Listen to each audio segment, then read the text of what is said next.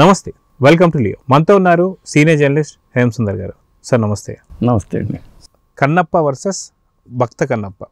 వాస్తవానికి ఏదైనా సినిమాకి సంబంధించి దాన్ని రీమేక్ చేసినప్పుడు ఖచ్చితంగా ప్రేక్షకులకు ఉన్నటువంటి అలవాటు ఏంటంటే ఆ సినిమా ఎలా ఉంది అనేది ఖచ్చితంగా చూస్తుంటారు. వాస్తవం చెప్పాలంటే మొన్న వచ్చినటువంటి ఒక గాడ్ ఫాదర్, లూసిఫర్, ఈ రెండు సినిమాలను కూడా కంపేర్ చేయడం మనం చూస్తూ వస్తున్నాం. అదేవిధంగా దాదాపు కొన్నేళ్ల క్రితం తీసినటువంటి ఒక భక్త కన్నప్పకి ఇప్పుడు కన్నప్పకి ఏంటి తేడా అని చెప్పేసి చాలామంది ఇప్పుడు ఏంటంటే డిఫరెన్స్ ఏంటి అని చెప్పి చూస్తూ వస్తున్నారు. సో వాస్తవానికి కన్నప్పకి భక్త కన్నప్పకి ఉన్నటువంటి ఒక తేడా ఏంటి అంటే ఏం చెప్తారు? అంటే ఒక విధంగా పాత వాటిని ఓల్డ్ ఈజ్ గోల్డ్ అంటాం మనం. వాటిని టచ్ చేయకూడదు. సాధారణంగా ఏఎన్ఆర్ దేవదాస్ని టచ్ చేసి కృష్ణ గారు దేవదాస్ తీశారు. ఏమైంది? ఆ సాహసం చేయకూడదు. ఇప్పుడు కూడా కంపారిజన్ అనేది మొదలవుతుందండి. ఇప్పుడు కూడా ఇక్కడ ఏమైందంటే ఆ సినిమా 1976 మే 26 రిలీజ్ అయింది. అంటే దాదాపు 50 ఏళ్ల క్రితం వచ్చిన సినిమా. పైగా బాపు గారు డైరెక్టర్. దానికి నిర్మాత ఎవరో కాదు, గోపీకృష్ణ మూవీస్ బ్యానర్ మీద కృష్ణరాజు గారే. అంటే మా ప్రభాస్ వాళ్ళ ఫాదర్ నిర్మాతగా సూర్యనారాయణ రాజు అనే పేరు ఉంటుంది. మధుసూదన్ గారితో చేద్దాం అనుకున్నారట డైరెక్షను. కానీ మధుసూదన్ గారికి అయితే మళ్ళీ ఆయన ఒప్పుకోకపోవడంతో బాపు గారికి ఇచ్చి స్క్రిప్ట్ అది అలా చేశారు. పైగా ఆ సినిమా లొకేషన్స్ శ్రీకాళహస్తీశ్వర సంబంధించిన అంశం కాబట్టి ఇది అక్కడ చేయొచ్చు. కానీ వాళ్ళు ఏమంటే బుట్టాయిగూడెం వెళ్ళారట. జంగారెడ్డిగూడెం దగ్గర 10 కిలోమీటర్ దూరంలో ఉన్న బుట్టాయిగూడెంలో షూటింగ్. దీనికి అక్కడ దాదాపు 70 రోజుల పాటు షూటింగ్ చేస్తున్నారు. అక్కడే అన్ని ఏర్పాట్లు చేసుకుని 70 రోజుల పాటు షూటింగ్ చేసి పూర్తి చేశారనేది మనకు అప్పుడు ఉన్న సమాచారం ప్రకారం. కానీ దగ్గరగా ఉన్నటువంటి కొన్ని వాస్తవకు సంబంధించినటువంటి ఒక ప్రదేశాలు కూడా షూటింగ్ చేశారని చెప్పి కొన్ని వార్త. కానీ ఇక్కడ కన్నప్పకు వచ్చేసరికి న్యూజిలాండ్కి వెళ్ళి షూట్ చేయడాన్ని ఎలా చూడాలంట? అంటే గ్రాండ్ ఇయర్ కోసం వాళ్ళు అంత ఖర్చు పెట్టి చేస్తున్నారు కాబట్టి ఆ గ్రాండ్ ఇయర్ కోసం వెళ్ళారని అనుకోవాలి. పాన్ ఇండియా అంటున్నారు కదా. మామూలుగా అయితే ఇక్కడెక్కడ లొకేషన్లో తీసేయచ్చు అడవుల్లో. కానీ అది వాళ్ళకి లుక్ స్క్రీన్ మీద, వాళ్ళ పెద్ద స్క్రీన్ మీద అంత కనపడదు. ఇప్పుడు భక్త కన్నప్ప సినిమాకి వచ్చి 35 mm చేసిన సినిమా అది అప్పట్లో. ఇంకొకటి ఏంటంటే దానికి అయిన ఖర్చు 20 లక్షలు. అప్పటిదాకా ఎన్టీ రామారావు గారి సినిమాలు కానీ నాగేశ్వర గారి సినిమాలు కానీ 14-15 లక్షలు ఖర్చు పెడితే బాగా ఖర్చు పెట్టినట్టు లెక్క. మరి ఈ సినిమా 20 లక్షలు ఖర్చు పెడుతున్నారు, కృష్ణరాజు గారు బాగా లాస్ అవుతారేమో అని భయం పడ్డారండి కొంతమంది. చాలా ఖర్చు పెడుతున్నారు, ఇంత ఖర్చు పెట్టి చేయాల్సిన అవసరం ఉందా అనే మాటలు కూడా వచ్చినాయంట. అయినా ఖర్చుకు వెనకాడకుండా ఆయన చేశారు. అది హిట్ సాధించారు. శతదినోత్సవం జరుపుకుంది ఆ సినిమా అప్పట్లో. ఆ సినిమా వరకు మరి అది 20 లక్షలు ఎక్కడ, ఇప్పుడు 200 కోట్లు ఎక్కడ. ఖర్చులు ఇప్పుడున్న కరెన్సీతో మారిపోయినాయి, మొత్తం లెక్కలు మారిపోయినాయి. పైగా ఆ సినిమాకి ఈ సినిమాకి మనం తేడా అనుకున్నప్పుడు ఏంటంటే ఇప్పుడు కన్నప్ప సినిమాలో మనకి ఇంటర్వ్యూలకు ముందు వస్తుంది అర్జునుడి ద్వాపరయుగంలో అర్జునుడు కిరాతార్జునీయంలో సన్నివేశాలన్నీ ఒక కిరాతకుడి రూపంలో శివుడు రావటం, అక్కడ మరి అర్జునుడికితో ఈయన ఫైట్ అవన్నీ అక్కడ చూపించారు, ఇంటర్వ్యూల ముందు చూపించారు. కానీ భక్తి కన్నప్ప సినిమాలో స్టార్టింగే మనకి అర్జునుడు శివుడి కోసం తపస్సు చేసిన, పాశుపతాస్త్రం కోసం తపస్సు చేసే సన్నివేశం. ఇది చూసి శివుడి రూపంలో బాలయ్య శివుడిగా చేశారు, పిఆర్ వరలక్ష్మి గారు పార్వతిగా చేశారు.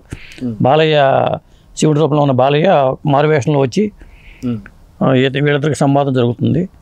నీకు మోక్షం ప్రసాదించాలంటే నువ్వు తిన్నడిగా పుట్టాల్సిందని చెప్పడం. అక్కడ సినిమా స్టార్ట్ అవుతుంది. స్టార్ట్ అయిన తర్వాత ఈ శిశువుని తీసుకెళ్ళిపోయి పార్వతీదేవి అక్కడ గుడి దగ్గర వదిలేస్తుంది. ఆ కథ అలా చెప్పారు. అంటే ఇక్కడ తల్లి చనిపోయినట్టుగా దీంట్లో చూపించుకుంటూ వచ్చారు. ఇక్కడేమో గూడెం వాళ్ళు అమ్మవారు ప్రసాదించిన బిడ్డగా చూస్తారు, అతను పెంచుతారు అన్నమాట గూడెం వాళ్ళు. అది వేరియేషన్. తేడా ఏంటంటే ఇక్కడ ద్వాపరయుగంలో సన్నివేశాలన్నీ ఇక్కడ ముందుకు వచ్చేసినాయి. కథాపరంగా తిన్నాడు జీవితం, చిన్నాడు దేవుడిని నమ్మకపోవడం, ఇవన్నీ కూడా ఆ బలి ఇవ్వటం, పిల్లవాడిని బలి ఇవ్వటం, అట్లాంటి సన్నివేశాలు దీంట్లో కూడా ఉన్నాయి. అదే మనం చూసుకుంటే ఇక్కడేమో అమ్మవారు ప్రసాదించినటువంటి ఒక ప్రసాదం కింద మనం ఇక్కడ తిన్నని చూస్తున్నాం, ఏదైతే భక్త కన్నప్ప. ఇక్కడ వచ్చేసి అమ్మవారిని వ్యతిరేకించేటువంటి ఒక తిన్నని మనం ఇక్కడ చూస్తున్నాం కన్నప్ప. సో రెండింటి మధ్యన ఉన్నటువంటి ఒక వ్యత్యాసాన్ని ఎలా చూడాలి? అక్కడ కూడా అమ్మవారిని వ్యతిరేకిస్తాడు. అది ఇంట్లోంచి బయటికి వెళ్ళిపోవడం కారణంగా అదే చూపించాడు. అక్కడ ఇక్కడ వేరేగా చూపించారు. కానీ ఆ గూడెల మధ్యలో గొడవలు ఇవన్నీ చూపించారు. కానీ మల్లన్న ఇక్కడ నీల అనే పాత్ర వాణిశ్రీ గారు చేశారు. ఇవాళ ప్రీతి ముకుందం చేసిన కన్నప్పలో ప్రీతి ముకుందం పాత్రని వాణిశ్రీ గారు చేశారు. నీల అనే పాత్ర ఇక్కడ నెమలిగా మార్చారు. ఆ నీలని చిన్నప్పటి నుంచి వీళ్ళతో ప్రేమించుకుంటారు. కానీ మల్లన్న శ్రీధర్ గారు చేశారు మల్లన్న పాత్ర. మల్లన్న చేసుకోవాలనుకుంటాడు. దాంతో గూడెం పెద్ద కూడా ఇద్దరికి ఎవరికి ఇవ్వాలనుకున్నప్పుడు ఇద్దరికి ఫైట్ పెడతాడు. ఆ ఫైట్లో ఈయన గెలుస్తాడు, కృష్ణరాజు గారు తిన్నడు గెలుస్తాడు. అంటే కళ్ళ గంతలు కట్టి కూడా ఫైట్ పెట్టారు. ఇవన్నీ కూడా అప్పుడే అట్రాక్టివ్గా ఉన్నాయి. అక్కడి నుంచి నువ్వు పెళ్లి చేసుకో, అమ్మవారి ఆశీర్వాదం తీసుకోమంటే నేను అక్కడ ఆశీర్వాదం తీసుకుని అంటాడు. అని అవసరమైతే నేను గుడి మొదలు వెళ్ళిపోతాను కానీ నేను చేసుకుని అంటాడు. అలా వెళ్ళిపోతుంటే వాణిశ్రీ కూడా అతను వెళ్ళిపోతుంది. అక్కడ ఆ కథాపరంగా అలా వచ్చింది. ఇక్కడ ఏంటంటే వీళ్ళు వ్యతిరేకించడంతో వీళ్ళు వెళ్ళిపోయినట్టుగా చూపించుకుంటూ వచ్చారు. మిగతా అంతా సినిమాటిక్ లిబర్టీ తీసుకుని వాళ్ళు గూడాల మధ్యలో ఒక పెద్ద సినిమాగా చూపించాలనే ఉద్దేశంతో వీళ్ళు వెళ్ళారు. అలాగే రొమాంటిక్ సన్నివేశాలు ఇందులోనూ ఉన్నాయి, అందులోనూ ఉన్నాయి. కాకపోతే అందులో మ్యూజికల్ హిట్. ఇందులో కన్నప్పల పాటలు అంత పెద్ద హిట్ కాదు, ఇది మ్యూజికల్ హిట్. రామకృష్ణ గారు, సత్యం గారు సంగీత సారథ్యంలో రామకృష్ణ గారు సింగర్గా ఇప్పుడు ఆ పాటలన్నీ పెద్ద హిట్. ఘంటసాల గారు ఉండుంటే ఘంటసాల గారితో పాడించేవాళ్ళేమో. ఘంటసాల గారు అంత ముందు సంవత్సరం 74 ఇప్పుడు చనిపోయారు. ఈ సినిమాలో రామకృష్ణ గారితో పాడించారు. కొద్దిగా సిమిలర్ వాయిస్ కాబట్టి రామకృష్ణ గారికి వచ్చింది అవకాశం. అయితే రొమాన్స్ గురించి మాట్లాడుతున్నారు కాబట్టి ఇక్కడ కన్నప్పలో రొమాన్స్ మోతాదు కొంత ఎక్కువైందని చెప్పి సెన్సార్లో కూడా దాదాపు 13 నిమిషాలు కొంత రొమాన్స్ ఉన్నటువంటి సీన్లు కూడా కట్ అయ్యాయని చెప్పి వింటున్నాం. సో వాస్తవానికి అక్కడ వల్గారిటీ ఆఫ్ రొమాన్స్ అనేది మీకు భక్త కన్నప్పలో కనిపించిందా లేదంటే ఈ కన్నప్పలో కనిపించిందా? అంటే భక్త కన్నప్పలో ఆ వల్గారిటీ అయితే ఏమీ లేదు, నార్మల్గా ఉంటుంది. ఇందులో ఏంటంటే కొద్దిగా వాళ్ళు అంటే లొకేషన్స్ పరంగా వాళ్ళు అది అక్కడ పాటలు పెట్టాలని పెట్టుంటారు నాకు తెలిసి. దాంట్లో ఇంకోటి ఏంటంటే మహాదేవ శాస్త్రి పాత్ర దీంట్లో పాజిటివ్గా కనిపిస్తుంది మనకి. మోహన్ బాబు గారు చేసిన మహాదేవ శాస్త్రి పాత్ర చాలా పాజిటివ్గా ఉంటుంది. అందులో కైలాసనాథ శాస్త్రి గారు, రావు గోపాలరావు గారు, అందులో ఒక ఊరు పక్కన చుట్టుపక్కల ఊళ్ళు గీళ్ళు అని చూపించారు, దేవాలయంలో చూపించారు. అక్కడ సన్నివేశాలన్నీ దేవాలయంలో కనిపిస్తూ ఉంటాయి. దేవాలయంలోకి వెళ్ళిపోయిన తర్వాతే తిన్నాడు, అక్కడ శివలింగాన్ని పట్టుకున్న తర్వాత అతనికి శివుడు కనిపించి అప్పుడు మారిపోతాడు. అక్కడ అలా చూపించారు. ఇక్కడ అలా చూపించాలి, క్లైమాక్స్లో ఏదో చూపించారు. కానీ తేడా పరంగా చూసుకుంటుంది. ఇంకోటి ఏంటంటే కైలాసనాథ శాస్త్రి నేను కైలాసం వెళ్ళి వచ్చానని చెప్పి ఊళ్ళో జనాలని భక్తులు అందరూ మోసం చేస్తూ ఉంటాడు. నిజంగానే కైలాసం వెళ్ళి శివుని కలిసి వచ్చాను, మీ వాళ్ళని కలిశాను, అక్కడ మీరు చచ్చిపోయిన మీ తాత కలిసాడు, నాకు నువ్వు ఎన్ని నేతికారులు వండి పెట్టాలట, నువ్వు పలానా మినువులు పట్టరా, పలానా ఆవుని పట్టరా అని చెప్పి దోచుకు తినే టైపులో కైలాసనాథ శాస్త్రి పాత్ర ఉంటుంది. అది మహాదేవ శాస్త్రిగా మార్చి వీళ్ళు పాజిటివ్గా మార్చారు. అదే మనం చూసుకుంటే కన్నప్ప సినిమాలో వాయులింగాన్ని దొంగలిస్తానికి లేదా గోడల మధ్య ఉన్నటువంటి ఒక గొడవలు ఇవన్నీ కూడా చూస్తూ వస్తుంటాం. సో ఇలాంటి దృశ్యాలు ఉన్నాయి. నిజంగా వాయులింగం సంబంధించినటువంటి ఒక ఇష్యూ అది అక్కడ కూడా కనిపించింది. అసలు అది లేదు, దొంగిలించడానికి రావటం ఇదంతా వీళ్ళు క్రియేట్ చేసుకున్నారు కన్నప్ప సినిమాలో.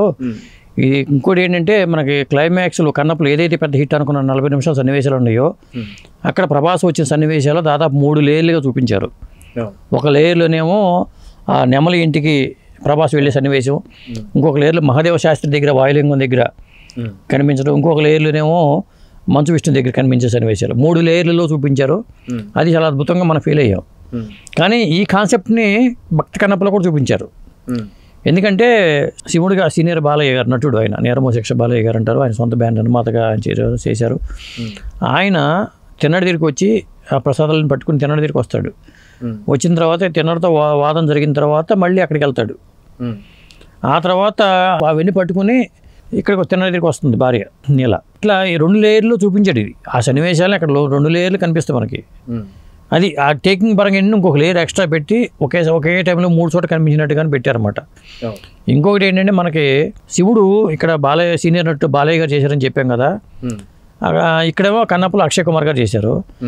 కానీ ద్వాపర యుగంలో కిరాతార్జుని సన్నివేశం ఉంది కదా, ఆ సన్నివేశంలో ఇక్కడ మోహన్ లాల్ గారు కనిపిస్తారు. అక్కడ సేమ్ ఎవరైతే శివుడు ఉన్నారో ఆ శివుడే మారువేషంలో వస్తాడు. ఆ పాత్ర ఈ పాత్ర ఒకటే. అట్లాగే మరి క్లైమాక్స్లో కూడా వచ్చే బాలయ్య పాత్ర అదే ఇది ఒకటే. ఇక్కడ ఏంటంటే ఆయన అంశగా ప్రభాస్ రుద్ర అనే పాత్రతో ప్రభాస్ వచ్చారని, అలాగే ఇక్కడేమో మోహన్ లాల్ గారిని ఒక అంశతో వచ్చినట్టుగా చూపించారు. వీళ్ళు ఇక్కడ లిబర్టీ తీసుకున్నారు అంతే. సో ఓవరాల్గా భక్త కన్నప్ప వర్సెస్ కన్నప్ప ఏంటి పరిస్థితి అంటే ఏం చెప్తారు? అంటే ఆ కన్నప్ప అప్పట్లో పెద్ద హిట్ అండి. ఆ కన్నప్ప ఇప్పుడు 4K రిలీజ్ చేద్దామన్నా దాని నెగిటివ్లు ఎక్కడ ఉన్నాయో ఏమో తెలియదు. ఇంకోటి ఏంటి, గోపీకృష్ణ మూవీస్ బ్యానర్ మీద మా కృష్ణరాజు గారు తీసేశారు కాబట్టి అదే ఆలోచనతో వాళ్ళ బ్యానర్ అటాక్ ఉంది కాబట్టి కృష్ణరాజు గారి బదులు ఇప్పుడు లేరు కాబట్టి వాళ్ళ పెద్దనాన్న చేసిన సినిమానే కాబట్టి కన్నప్పగా ప్రభాస్ చేసి ఉంటే ఇది ఇంకొక రేంజ్ సినిమా అయి ఉండేది. అదే బ్యానర్ మీద సొంత బ్యానర్ మీద తీసుకున్నా ఒక లెవెల్లో సినిమా ఉండేది. ప్రభాస్ పాత్ర నిడివి తక్కువగా ఉండటం కూడా ఒక మైనస్ పాయింట్. కానీ అవే హైలైట్ అయింది. సెకండ్ హాఫే సినిమా లేపిందని చెప్పాలి, అందరూ చెప్తున్నారు. కన్నప్ప ఏంటంటే మొదటి నుంచి కూడా ఒక పద్ధతి వెళ్ళిపోతుంది. ఎందుకంటే వీళ్ళ మధ్యలో ప్రేమ సన్నివేశాలు, పెళ్లి సన్నివేశాలు, అక్కడి నుంచి వాళ్ళు ఆ గుడి మొదలు వెళ్ళిపోవడం, ఆ ఊళ్ళోకి వెళ్ళటం, అక్కడ కైలాసనాథ శాస్త్రి పాత్రలు ఇవే తప్పితే ఇంకా వేరే ఏముండవు భక్తి కన్నప్ప సినిమాలో. కన్నప్ప సినిమాలకు వచ్చేసరికి వాళ్ళు ఒక బీభత్సమైన ఫైట్స్, ఆ శరత్ కుమార్ గారు మరణం, ఆ సన్నివేశం హైలైట్ అవుతుంది. తండ్రి కొడుకుల మధ్యలో ఉండే ఆ చనిపోయే సన్నివేశంలో ఆయన రూపం ఇక్కడ రావడం అనేది కొత్తగా ప్రజెంట్ చేసేయడని చెప్పాల్సి వస్తుంది. సో చూద్దాం సార్, మొత్తానికి కన్నప్ప వర్సెస్ భక్త కన్నప్ప మొత్తానికి చాలా వరకు అయితే మనకి తేడాలు అయితే కనిపిస్తున్నాయి. సో చూద్దాం జరగబోతాం. నమస్తే. నమస్తే. Please subscribe to Leo News for more videos.